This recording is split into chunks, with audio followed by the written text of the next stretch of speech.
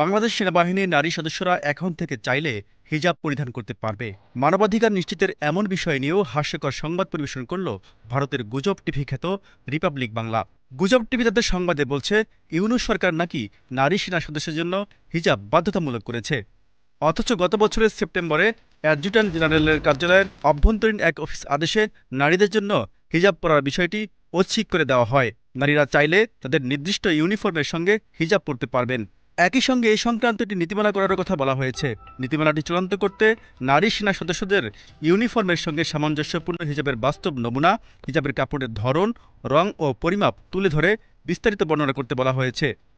এদিকে ঐচ্ছিক ওই বিষয়টিকে সরকারের চাপিয়ে দেওয়ার সিদ্ধান্ত দাবি করে বাংলাদেশকে তালেবান রাষ্ট্র বানানো হচ্ছে বলে হায় হায় রব তুলছে ওই মিডিয়াটি। সংশ্লিষ্টরা বলছেন, খবরের নামে দেশটির গুজব মিডিয়া যা করছে, যা বলছে তা ভাড়ামির সকল রেকর্ড ভঙ্গ করছে।